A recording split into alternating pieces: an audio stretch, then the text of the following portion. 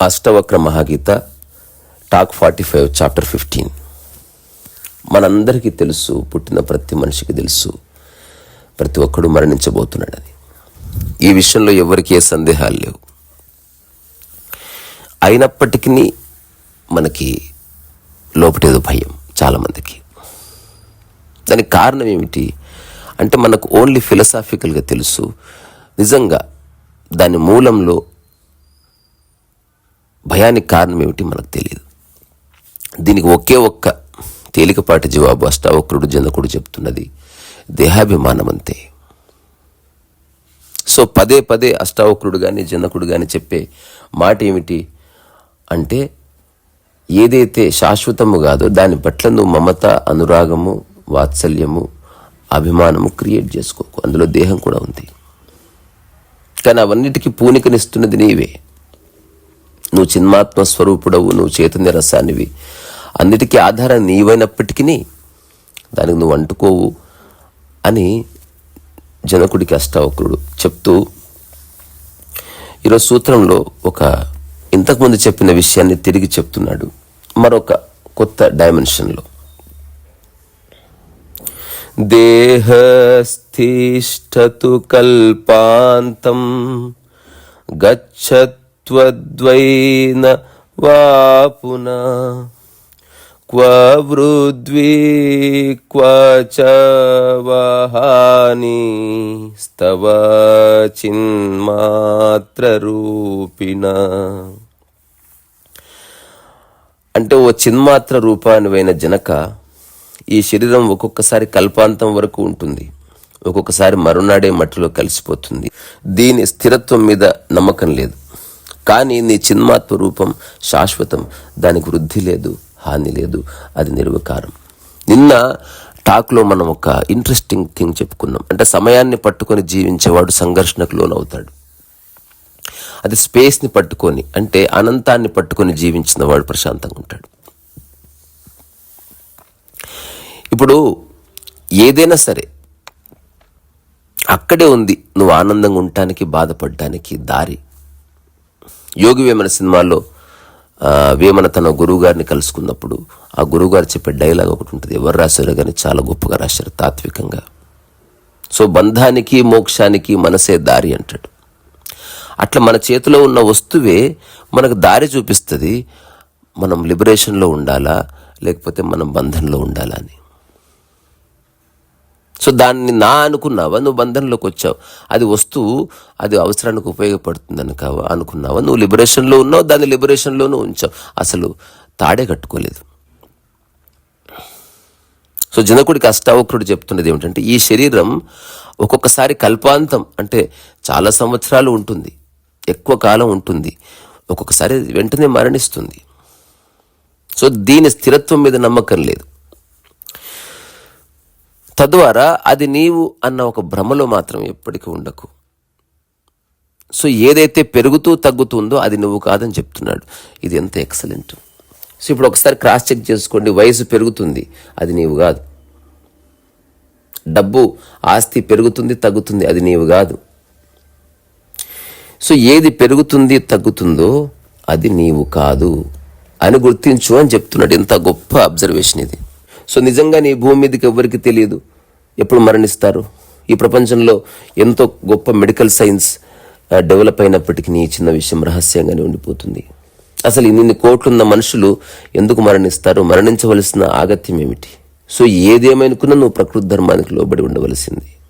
ఎంత కోటీశ్వరుడైనా, ఎంత అందగాడైనా, ఏ దేశం వాడైనా, ప్రధానైనా, ప్రెసిడెంట్ అయినా, ఒక కామన్ మ్యాన్ అయినా, అల్పుడైనా, ఒక బెగ్గరైనా, అందరూ తినవలసిందే, పడుకోవలసిందే. సో ప్రకృతి నియమం అనేది ఒక రూత్లెస్ రియాలిటీ.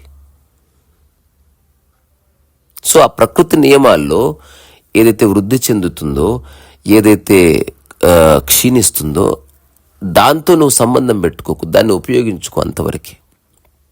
వీటన్నిటికీ అతీతంగా ఉన్న సాక్షివి నీవు. ఇప్పుడు నేను నిన్ననే ఒక మిత్రుడితో చెప్పాను, పృథ్వీతో, బుక్ లంచ్లో, జ్వరం వచ్చినప్పుడు, నువ్వు మరణిస్తున్నప్పుడైనా సరే, నువ్వు బాగా శక్తివంతంగా ఉన్నప్పుడు సాక్షి అనేది ఎప్పటికీ మారదు. అది వృద్ధి లేని, క్షీణత లేని స్థితి. దాంట్లో ఏ మార్పు ఉండదు. అది ఉంది లేకపోతే ఉండదు, అంతే. చైతన్యమైనా అంతే. ఎక్కువ చైతన్యం తక్కువ చైతన్యం అని ఏముండదు. ఇదంతా సైకాలజిస్టులు క్రియేట్ చేసిన భాష, జార్గాన్, అంతే. ఉంటే చైతన్యం ఉంది, లేకపోతే లేదు.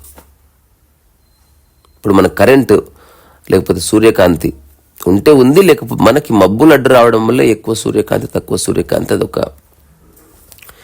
ఒక దిక్కు నుంచి చూస్తే అట్లా అనిపిస్తుంది. అదర్వైజ్ సూర్యకాంతి అది ఎప్పటికీ ఉంది. సో జనకుడికి అష్టవక్రుడు చెప్తున్నది ఏమిటంటే, అస్థిరంగా ఉన్న దాంతో సంబంధం పెట్టుకుంటే నువ్వు అస్థిరంగా మారిపోతావు, స్థిరంగా ఉన్న దాంతో సంబంధం పెట్టుకుంటే నువ్వు స్థిరంగా ఉంటావు. ఏది స్థిరము అంటే, నువ్వు ఆత్మ అన్నది స్థిరము, నువ్వు చైతన్యం అన్నది స్థిరము, అట్లాగే నువ్వు సాక్షి అన్నది స్థిరము. అట్లా నువ్వు సమస్తానికి సాక్షిగా ఉండు. అన్నీ నీ వల్లనే కదులుతున్నాయి, అన్నిటికీ కారణం నీవైనప్పటికీ వాటి వృద్ధి క్షయాలతో నీకు సంబంధం లేదని స్పష్టంగా చెప్తున్నాడు. ఒక చిన్న కథ విన్నా నేను, ఏదో చిన్న జోక్ లాంటిది. ఒకసారి బోబల్లాకి 90 సంవత్సరాలు, చాలా ఆరోగ్యంగా ఉన్నాడు. మీడియా అంతా అతన్ని ఇంటర్వ్యూ చేయడానికి వచ్చింది. ఈ వయసులో మీరు చక్కగా నడవగలుగుతున్నారు, చాలా గొప్ప విషయం, మీ కంటి చూపు బాగుంది, అన్నీ బాగున్నాయి, మీరు యోగా కూడా చేస్తున్నారు, అసలు ఈ వయసులో ఇంత ఆరోగ్యంగా ఉండటానికి కారణం ఏమిటి అంటే, అప్పుడు అతను చెప్తున్నాడు మీడియాకి, నేను మంచి ఆహారం తింటాను, తర్వాత ప్రతిరోజు యోగా చేస్తాను, పొద్దున్నే వేడినీళ్ళు తాగుతాను, రాత్రిపూట వేడినీళ్ళు నేను పుక్కిలించి పడుకుంటాను, తర్వాత నా కళ్ళ మీద ఈ యోగా చేసుకుంటాను, ఇట్లా నా బాడీని మసాజ్ చేసుకుంటాను, తర్వాత ప్రతి వారానికి ఒకసారి పంచగవ్య చేయించుకుంటాను. ఇదంతా చెప్తుండగా పక్క రూమ్లో అరుపులు, కేకలు, బీరువా కింద పడేసిన శబ్దం వచ్చింది. సో ఎవరో రిపోర్టర్ అడిగారు, ఏమిటా శబ్దం అంటే, మా డాడీ సార్ తాగి ఎప్పుడు అట్లా బీరువాలు కిందేస్తాడు, అల్లరి చేస్తాడు, ఇంటర్వ్యూ ఉందని చెప్పాను మా డాడీకి, అసలు వినడే మాట అసలు. సో దీంట్లో ఏంటి, ఇంత నియమాలు పాటిస్తున్న వ్యక్తి ఆరోగ్యంగా ఉన్నట్టు కనిపిస్తున్నాడు, తాగి అసలు ఏ భయం లేనివాడు బీరువాల కింద వేస్తున్నాడు వాళ్ళ డాడీ. సో శరీర ధర్మము కానీ చాలామంది అనుకుంటారు ఏదో తెలుసు అని, ఎవ్వరికి ఏమి తెలియదు. ఒక ఎక్స్టెంట్ వరకు అందరికీ తెలుసు, ఈవెన్ డాక్టర్ ఆల్సో నోస్ 60-70%. ఒక టైం వస్తుంది ఎవరికి అర్థం కాని ఒకానొక స్థితిలో బాడీ పనిచేస్తుంటుంది. సో బాడీ ఎప్పుడైనా మరణించవచ్చు. సో ఈ విషయాన్ని జస్ట్ అర్థం చేసుకో. ఆ మరణించేదాంతో, పెరిగేదాంతో, క్షేమయ్యేదాంతో, తగ్గిపోయేదాంతో, రంగు మారేదాంతో నువ్వు సంబంధం ఎందుకు పెట్టుకుంటున్నావు? Why? So life is mysterious. నేను ఎప్పుడో ఒక చోట చదివాను, ఒక వ్యక్తి ఫ్లైట్ ఎక్కి ఎక్కడికో వెళ్ళాలి, భార్య ఏదో బ్రేక్ఫాస్ట్ ఏదో లేట్ చేసింది. దాంతో ఆ వ్యక్తికి చాలా కోపం వచ్చి భార్య మీద చాలా తిట్టి, నేను వచ్చిన తర్వాత నీకు డైవోర్స్ ఇస్తా అన్నాడంట. ఆ తర్వాత అతను ఫ్లైట్ ఎక్కడానికి పోతే ఫ్లైట్ మిస్ అయిపోయింది. అందరి మీద కోపం వచ్చింది, వ్యవస్థ మీద కోపం వచ్చింది, తన స్థితి మీద కోపం వచ్చింది. కానీ within ½ an hour he came to know that flight ఎక్కడ కూలిపోయిందని. దాంతో ఇతను ఒక్కసారి షాక్ తిన్నాడు. అసలు ఇప్పుడు తనకు సహాయం చేసింది ఎవరు? తను బతకడానికి కారణం ఏమిటి? ఇంతసేపు దేన్ని నిందించాడో దానివల్ల అతను బతుకున్నాడు కదా. సో ఆ తర్వాత భార్యకు ఫోన్ చేశాడు. భార్యకు ఫోన్ చేసి ఇదంతా చెప్పి, నేను నీకు విడాకులు ఇద్దాం అనుకున్నా, ద్వేషిద్దాం అనుకున్నా, ఇది అనుకున్నా, అది అనుకున్నా. తర్వాత ఎంప్లాయీస్కి ఫోన్ చేశాడు, ఎవరెవరిని తిట్టాడో కార్ డ్రైవర్కి అందరికీ చెప్పాడు. చెప్పి అదే రోజు మెట్లు దిగుతూ కాల్జారి కింద పడి చనిపోయాడంట. ఎక్కడో చదివాను ఇది నేను. సో అష్టావక్రుడు జనకుడికి చెప్తున్నది ఒకటే. సో ఆత్మకి లేదా సాక్షికి లేదా నీకు ఈ మూడు ఒకటే. దానికి వృద్ధి లేదు, వృద్ధి లేదు, హాని లేదు. అది నిర్వికారం. సో అందుకే జీవితంలో అభివృద్ధి చెందాలని ప్రయత్నం చేసేవాళ్ళు నిరంతరం పరిశీలన అవుతారు, వాడు ఆనందంగా ఉండే దాఖలు లేదు. సో నువ్వు అభివృద్ధి చెంది ఉన్నావు, అదొక డైనమిక్ స్టేట్. అక్కడి నుంచి అన్ని పనులు చేసి చూడు. ఇది 2009లో నేను డిక్లేర్ చేసిన మాట. అది విన్న వాళ్ళంతా పిచ్చివాళ్ళు అన్నారు. పర్వాలేదు, సత్యం అలాగే ఉంటుంది. సో ద్రష్ట అంటే చూసేవాడు, ద్రవ్యం కంటే వేరు. అంటే పదార్థాన్ని చూస్తున్నావు అంటే పదార్థం నీవు కాదని. నీ చెయ్యి, నువ్వు ఏదైతే చూస్తున్నావో అదేది నువ్వు కాదు. ఇది నియమం. సో దేహం ద్రవ్యం, నీవు ద్రష్ట. దేహంతో నీకే సంబంధం లేదు. నీ స్థూల శరీరం కల్పాంతం వరకు ఉండొచ్చు, లేదా మరుక్షణంలో మరణించవచ్చు. అంటే ఒక యుగమైనా జీవించని, నెక్స్ట్ మూమెంటే మరణించని, అది ఇర్రెలవెంట్ కాదు. అది స్థిరంగా లేదు, స్థిరంగా ఉండదని సంకేతాలు ఇస్తూనే ఉంది. సో దేహం పోయినా నీవు పోవు అని రూఢిగా అష్టావక్రుడు జనకుడికి చెప్తున్నాడు. నువ్వు దేహంకి అతీతుడివి, నువ్వు దేహానికి అంటుకున్నట్టు కనిపిస్తావు కానీ నువ్వు దేహానివి కాదు. సో ఆ భ్రాంతిలోకి రాకు అని మాటి మాటికి చెప్తూ ఈ ఒక్క విషయం తెలుసుకొని నీవు నిశ్చయంగా జీవన్ముక్తుడివి కమ్ము అని చెప్తున్నాడు. ఆ తర్వాత అష్టావక్రుడు జనకుడితో చెప్తున్నాడు, త్వయ్యనంత మహాంబోధౌ విశ్వవేచి స్వభావత ఉదేతు వాస్తా మాయాతు నతే వృద్ధి నవాక్షతి. ఓ జనక, సత్యాత్మ అనంత ఆత్మ మహాసముద్రంలో విశ్వం ఒక తరంగం. ఈ తరంగాలు స్వాభావికంగా ఉదయిస్తూనే ఉంటాయి, అస్తమిస్తాయి కూడా. కానీ నీకు వృద్ధి లేదు, నాశనము లేదు. నీవు నిత్యం సత్యాత్ముడవు, చిన్మాత్రుడవు. నీ స్వరూపము అనంత చిన్మాత్రాంబోధి. నీ సముద్రంలో అవిద్య కామ్య కర్మ ఫలితముగా విశ్వం అనే అల ఆవిర్భవిస్తుంది. నీ స్వరూప సాగరంలో విశ్వ తరంగాలు ఉద్భవిస్తూ అంతరిస్తూనే ఉంటాయి. కానీ నీకు ఏమీ లాభం లేదు, నష్టం లేదు. నీవు అధిష్టాన చైతన్యమూర్తివి. అధిష్టాన అల్పకల్పిత వస్తువు నిన్ను హాని చేయదు. చిదాత్మానత్యం, ఏకైకం, నిర్మలం, పరిపూర్ణం, అనంతం, అనాది, అదే నీవు అన్నాడు. ఇది ఇప్పటికి ఎన్నోసార్లు చెప్పినప్పటికీ కొన్ని విషయాలు even Osho use to say, అయ్యా బుద్ధుడు చెప్పిందే మీరు చెప్తున్నారు, ఏముంది గొప్ప అంటే, కుచ్ బాతే బార్ బార్ కహనా పడతా హై. బుద్ధుడు చెప్పింది నేను మీకు రిపీట్ చేయడం లేదు. బుద్ధుడు చెప్పింది నేను అనుభవించి అక్కడి నుంచి నేను నా మాటగా చెప్తున్నాను. బుద్ధుడి మాటగా చెప్పాడు. ఇక్కడ ఎవరిని ఇమిటేట్ చేయరు. నీకు జీవితం అర్థమైతే నువ్వు ఎప్పుడు ఇమిటేట్ చేయవు. వేరే వాళ్ళకి అనిపించవచ్చు నువ్వు ఒకరిలా ఉన్నట్టు, ఒకరిలా మాట్లాడినట్టు. మొన్ననే ఎవరో నాకు కామెంట్ ఏదో పెట్టారు, సుభాష్ పత్రి గారి వాయిస్ లాగా అప్పుడప్పుడు వినిపిస్తుంది. నేను నువ్వు మీ మనసులో ఉన్న దాన్ని ఆధారం చేసుకుని మీరు వింటున్నారు. అసలు ఎవరిని క్యారీ చేయకుండా వినాలి. కొన్నిసార్లు ఆల్బుకార్ పండు అలాగే ఒక చిన్న యాపిల్ సేమ్ కనబడవచ్చు, రెండు సేమ్ కావు. దేని క్వాలిటీ దానిది, దేని అందం దానిది. సో చిన్న మూర్ఖత్వాల నుంచి, పోలికల నుంచి శాశ్వతంగా బయటపడాలి ఖచ్చితంగా. లేకపోతే లైఫ్ అంతా పనికిరాని విషయాల్లో పట్టుకొని ఉంటాం అంతే. ఒక ముఖ్యమంత్రి ఉన్నాడు. ఆ ముఖ్యమంత్రి అయిన తర్వాత ఒక తరంగములాగా తన కార్యకర్తలు వచ్చారు. సో ముఖ్యమంత్రికి ఒక గురువు కూడా ఉన్నాడు. ముఖ్యమంత్రి చాలా ప్రసన్నం ఉంది. ఏం నాయనా చాలా ప్రసన్నం ఉన్నావంటే, మొదటిసారి నాకు జీవితం అంటే తెలిసింది సార్. ఏం తెలిసింది చెప్పు అంటే, నేను ఒక ప్రధానమంత్రిని లేదా ముఖ్యమంత్రిని అను పెద్ద హోదాకు వచ్చాను. అసలు చూడండి సార్, తలుపు తెరిస్తే అశేష జనవాహిని, ఒక సముద్రం అట్లా వచ్చేసింది నా ఎదురుగా. అదంతా మిథ్యా అని తెలుసుకొని ఆయన అన్నాడంట. దాంతో గురువు గారిని మెడబెట్టి బయటికి గింటేశాడు. నా కొడుకు వీడు జెలసీ ఫీల్ అవుతున్నాడు. ఆ తర్వాత బర్త్డే వచ్చింది. అసలు ముఖ్యమంత్రి కనబడ్డమే లేదు, అన్ని దండలే. ఆ తర్వాత భార్యతో అన్నాడు, ఇది కదా జీవితం. ఇప్పుడు భార్య చెప్పింది, సరే నెక్స్ట్ బర్త్డేకి చూద్దాం. నెక్స్ట్ బర్త్డే వరకు ముఖ్యమంత్రి పోస్ట్ పోయింది. అదే కుర్చీ, అదే ముఖ్యమంత్రి, అదే భార్య, అదే తలుపు, ఏ కార్యకర్త లేడు. దిగాలుగా కూర్చుంటే భార్య వచ్చి హ్యాపీ బర్త్డే అని చెప్తుండగా విన్నాడు. ఎవరికి చెప్తున్నావు అని చూస్తే పక్కనే ముఖ్యమంత్రి అని రాసున్న కుర్చీ ఉంది. ఆ కుర్చీకి దండేసిందట. ఏం చేస్తున్నావు నువ్వు అంటే, అప్పుడు తను చెప్పిందట, వాళ్ళందరూ సరైన పనే చేశారు, నీవే తప్పుగా అర్థం చేసుకున్నావు, అందుకే బాధపడుతున్నావు. వాళ్ళందరూ వచ్చింది, అభినందించింది, డోర్ తెరవగానే మహాసముద్రంలా కనిపించింది. నీ గురించి కాదు నాయన, ముఖ్యమంత్రి అనే ఒక వ్యక్తి గురించి. నీవేమో నీకు దండేస్తున్నారు అనుకున్నావు. సో ఇప్పుడు నిజం, ముఖ్యమంత్రి కూర్చి శాశ్వతం. నీ యొక్క ఎమోషన్స్ శాశ్వతం కావు. నువ్వు మనుషులను చూసి నువ్వేదైతే ఆనందపడుతున్నావో అది నీ సక్సెస్ అనుకుంటున్నావో అది శాశ్వతం కాదు. అవన్నీ ఉన్నాయి, అవసరం ఉన్నప్పుడు ఉపయోగించుకో. అష్టావక్రుడు చెప్పే, జనకుడు చెప్పే ఒక అద్భుతమైన విషయం ఇది. ఇది సంసారంలో ఉండి కూడా విముక్తి పొందవచ్చు అనే దానికి ఇది ఒక చిన్న చుక్కాని. అదేమిటి?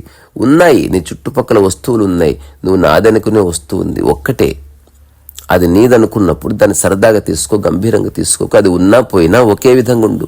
సక్సెస్కి అతీతంగా జీవించు, ఆసక్తికి అనాసక్తికి అతీతంగా పనిచేయి. అందరి మధ్యనే ఉంటూ అరుచుకుంటూ తిట్టుకుంటూనే సరే లోపల బాధపడకు. ఇది ఒక చిన్న రహస్యం తెలిస్తే నువ్వు ఎక్కడికి పారిపోనవసరం లేదు. సో ఈ సూత్రాల్లో, ఈ చాప్టర్స్లో లాస్ట్ 3 సూత్రాల్లో మాటికి జనకుడికి అష్టావకుడు చెప్తుంది వెరీ సింపుల్. సో నీవు వృద్ధి చెందవు, నువ్వు పతనము కావు. అదే సాక్షి అంటే. ఏదైతే వృద్ధి చెందుతుందో, ఏదైతే పడిపోతుందో, తరుగుతుందో అది నీవు కాదు. అనవసరంగా అట్లా మారే వాటితో సంబంధం పెట్టుకోకు, అప్పుడు నీకు బాధ తప్పదు అని చెప్తున్నాడు. సో ఓ జనక, ఈ అనంత ఆత్మ అనే మహాసముద్రంలో విశ్వం ఒక తరంగం. సో ఈ ప్రపంచం అంతా మనిషి సృష్టించింది. మనిషి సృష్టి. సో మనిషి సృష్టిలో భాగం, మనిషి సృష్టించిన సృష్టిలో భాగం కాదు, ఇది గుర్తుపెట్టుకోండి. సో మనిషి సృష్టించింది ప్రపంచము, అవన్నీ ప్రపంచం యొక్క అంశాలు. ఈ ప్రపంచం అంతా అనిత్యం, కానీ అదంతా ఉంది వాస్తవం. అది ప్రపంచంలోనే మెట్రో ఉంది, ప్రపంచంలోనే ఫ్లైట్ ఉంది, ప్రపంచంలోనే పాలిటిక్స్ ఉన్నాయి, కాన్స్టిట్యూషన్ ఉంది, ముఖ్యమంత్రి ఉన్నాడు, రకరకాల హోదాలు ఉన్నాయి, ప్రపంచంలోనే రోడ్లు ఉన్నాయి, రెస్టారెంట్స్ ఉన్నాయి, అన్నీ ఉన్నాయి, అన్నీ ఉండని. సో ఆ ప్రపంచం యొక్క దేన్ని అయినా సరే నాది అనుకుంటే అప్పుడు నీ మనసు అనేది ఎస్టాబ్లిష్ అవుతుంది. ఇప్పుడు నీ చిన్నప్పటి నుంచి నీలో నాది అనే భావన రానంత వరకు నీకు ఏది పట్టుకోలే. ఒకసారి చూడు, నా అన్నది వచ్చిన తర్వాత మిగతావన్నీ పట్టుకున్నాయి. ఎప్పుడైతే ఐ ఎస్టాబ్లిష్ అయిందో, I, my father, my mummy, my house, my home, my toy, ఇవన్నీ వస్తాయి. సో ఈ ప్రపంచమనే రకరకాల తరంగాలు, ఇంకా అష్టావకుడు చెప్తున్నది విశ్వం కూడా తరంగాలే అని చెప్తున్నాడు. సో అప్పుడు ప్రపంచం లేదు గనక, ప్రపంచం అంత బలంగా లేదు కాబట్టి, సరే జనకుడికి ఉంది రాజు కాబట్టి ఆ రాజ్యం అదంతా వేస్ట్. దాంతోపాటు నీ చుట్టుపక్కల ఉన్న చెట్లు చీమలు కూడా ఇవి వృద్ధి క్షీణతకు లోనవుతుంది. అట్లాగే నీ శరీరం కూడా పెరుగుతుంది, తరుగుతుంది. అది కూడా నువ్వు కాదు, వీటన్నింటికి సాక్షి. విశ్వసాక్షి సుఖం చెర, విశ్వసాక్షి సుఖం సుఖీభవ అని ఎంత ఓపికగా చెబుతున్నాడు. సో జీవితం అర్థమైతే ఇది కూడా ఒక క్వాలిటీ మీలో ఉదయిస్తుంది. మీకు ఏది జ్ఞాపకం ఉండదు, మీరు గుర్తుపెట్టుకోరు. ఐ మీన్ టు సే, ఎన్నిసార్లు చెప్పామన్నది రిలవెంట్. మీరు ఎప్పుడు చెప్పినా శ్రద్ధగా చెప్తారు. రెండోది, చాలామంది నాకు అడుగుతారు, ఇప్పుడు మీ దగ్గరికి ఎవరన్నా వస్తే ఇంత గౌరవంగా ఎలా మాట్లాడతారంటే జీవిత లక్ష్యం ఒక్కటి లేదు కాబట్టి అని చెప్తాను నేను. ఎవరికి అర్థం కాదు ఈ మాట. నిజంగా నాకు జీవిత లక్ష్యం అంటూ ఉంటే ఆ లక్ష్యానికి ఎవరు ఉపయోగపడతారో వాళ్ళ ఫోనే ఎత్తుతాను, ఆ లక్ష్యానికి ఎవరు ఉపయోగపడతారో వాళ్ళతోనే మాట్లాడతాను, వాళ్ళనే కలుస్తాను. జీవిత లక్ష్యాలు లేని కారణంగా నాకు అందరూ సమానం. ఒక్క క్వాలిటేటివ్ చేంజ్. ఇప్పుడు లక్ష్యం అంటూ ఉంటే, ఇప్పుడు సద్గురు ఉన్నాడు అనుకోండి, లేకపోతే సుభాష్ పత్రి ఉన్నాడు, లేకపోతే రవిశంకర్ ఉన్నారు, లేకపోతే భూమి మీద ఉన్న ఎందరెందరో గురువులు ఉన్నారు. They have ambitions. అందుకే కొందరికి వాళ్ళు ముఖ్యంగా టైం ఇస్తారు, మిగతా వాళ్ళకి ఊరికే హాయ్ హలో చెప్తారు, గుంపును కూర్చోబెట్టి మాట్లాడతారు. They cannot meet every other person. So అందుకే గుంపు జమ చేసుకునే వద్దు. ఒక వ్యక్తికి ఇలా అనిపించాలి. నేను వాళ్ళని కించపరచడం లేదు, చాలామంది ఊరికూరికి అపార్థం చేసుకుంటున్నారు. సద్గురులోనూ నాకు నచ్చే చాలా గొప్ప విషయాలు ఉన్నాయి. నా దృష్టిలో అతను కూడా ఒక ఎన్లైటెండ్ బీయింగే. నేను ఆశ్రమాన్ని సమర్థించను, ఆ ఫ్రెంజినెస్ని సమర్థించను, ఆధ్యాత్మికత పేరుతో ఒక దాంట్లో ఇరికియడం సమర్థించను. ఇది వేరే పని. కానీ తను వ్యక్తిగతంగా నాకు చాలా గౌరవం. అతనే కాదు, చాలా మంది ఉన్నారు నేను ఇష్టపడేవాళ్ళు. అసలు ఆధ్యాత్మికత అని తెలియదు వాళ్ళకి, అట్లాంటి స్థితిలో జీవించే అద్భుతమైన వ్యక్తులను నేను చూశాను. నేను అసలు అంటే మీరు ఆశ్చర్యపోతారు. అసలు అంటే ఒకానొక జర్నీ జరిగింది మరి. సో నేను చెప్పాలనుకున్నది ఏమిటి అంటే, దేంట్లోనూ ఇరుక్కొని ఒకానొక స్థితి నీ మనసును అట్లా ఉంచుకో. ఫస్ట్ నువ్వు క్లియర్గా ప్రతిదాన్ని పట్టించుకొని, ప్రతిదాన్ని నువ్వు హైలైట్ చేసి, ప్రతిదాన్ని గంభీరంగా తీసుకొని, ప్రతిదాన్ని నువ్వు క్వశ్చన్ చేస్తూ జీవితం నరకమైపోతుంది. అట్లా ఎప్పుడు చేయొద్దు. ఇది నేను సలహా ఇస్తున్నా అనుకోవద్దు, మీరు చేయకూడదు అంతే. నేను చేయను పోని ఇట్లా చెప్పుకుందాం. మీరు చేస్తారా? ప్రతిదాన్ని పట్టించుకొని ప్రతిదాని మీద సీరియస్ అయ్యి గంటలు గంటలు వాదులాడి ద్వేషం పెట్టుకొని ఒక్కొక్క వ్యక్తిని ఒక్కొక్కలాగా ఆలోచించి, సో నిజంగా మీకు జీవితం అర్థమైంది లేదా ఆత్మజ్ఞానం తెలిసింది ఒక్కటే, మీలో భేదభావం పోతుంది. ఇదొక్కటే ప్రమాణం. అమ్మెంతో అన్నీ అంతే అని మీకు లోపల స్పష్టంగా తెలుస్తుంది. మీ వల్ల కాదు మీరు యాక్ట్ చేయడం, ఎందుకంటే జీవిత లక్ష్యమే పడిపోయినప్పుడు భేదభావం ఎక్కడుంది? సో జీవిత లక్ష్యాలు, వృద్ధి, క్షయాలు, నాది నీది ఇదంతా ప్రపంచం వల్ల వచ్చింది. సో విశ్వంలో ఉన్న ఏ ప్రాణికి కూడా వీటి మీద ధ్యాస ఉండదు. ఇప్పుడు జనకుడికి అష్టావక్రుడికి ఈ చర్చలో ఒక చిన్న కాంట్రడిక్షన్ ఉంది. అది చెప్తే తప్ప తెలియదేమో. అదేమిటి? ఇప్పుడు విశ్వంలో ఉన్న ఏ ప్రాణికి విశ్వం ఉందని కూడా తెలియదు. ఎందుకు? అవి ఉన్న వాటిని చెడగొట్టవు, ఓన్లీ తింటాయంతే. మనిషి ఒక్కడే ఒక దాన్ని గుర్తిస్తాడు, ఒక దాన్ని ఉపయోగపడుతుందని తీసుకెళ్తాడు, ఒక దానితో ఏదో చేసుకుంటాడు. సో విశ్వం అతనికి ఒక ఉపయోగపడే వస్తువు.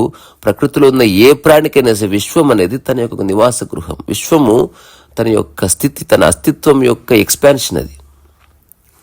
ఒక పాముకి సముద్రం వేరే, ఒక కప్పకి చెరువు వేరే, అదే ఆ తర్వాత ఒక చెట్టుకి ఒక అడవి, ఒక పక్షికి ఆకాశం. అవేవి వాటిని సొంతం చేసుకోవడం లేదు. ఈ విషయాన్ని మీరు రాసి పెట్టుకోండి. ప్రకృతిలో ఏ ప్రాణి దేన్ని సొంతం చేసుకోవడం లేదు. అందుకని వాటి యొక్క వృద్ధి క్షయాల మీద అది ఆధారపడవు. అలాగే స్వయంగా వాటి వృద్ధి క్షయాల మీద కూడా వాటికి ఏ స్ఫురణ ఉండదు. ఏ ప్రాణి తన బాడీని తను చూసి మురిసిపోదు, తనకు తెలియదు అది. సో మనిషికి తెలుసు కాబట్టి ఇంత జ్ఞానం అవసరమైంది. ఇంత తెలుసుకోవడం వల్ల, తెలుసుకుంటూ పక్కదో పట్టడం వల్ల, తెలుసుకుంటూ అజ్ఞానంలోకి జారి పడిపోవడం వల్ల, చీకట్లోకి అంధకారంలోకి ఉండిపోవడం వల్ల తను తెలుసుకోవలసి వస్తుంది. ఎందుకే మనిషే బాధపడుతున్నాడు. వస్తువు పోతే బాధ, ఉద్యోగం పోతే బాధ, ఒకడు గౌరవించకపోతే బాధ, కరెంటు పోతే బాధ, జుట్టు రాలిపడిపోతే బాధ. ఎన్ని బాధలు ఉన్నాయో మనిషికి. అందుకే అంత జ్ఞానము అవసరమైంది. అష్టావక్రుడు చెప్పింది ఫస్ట్ స్టేట్మెంట్ అర్థమైంది. అసలు అష్టావక్ర గీత సరదాగా వినవచ్చు, తెలుసుకోవడానికి కాదు. సినిమానే చూస్తాం సరదాగా, అష్టావక్ర గీత సరదాగా వింటే నష్టమేమి లేదు, ఇంకా ఉపయోగపడుతుంది, ఇంకాస్త రిఫైన్మెంట్ వస్తుంది. ఏమిటది? నా తీసేసేయి, గోడ మీద రాసుకోండి. రెండోది, నా వస్తువుకి నీకు, మనిషికి నీకు, సిద్ధాంతానికి నీకు మధ్య నా అనేది లేకుండా ఆపరేట్ చేసి చూడు. There is liberation.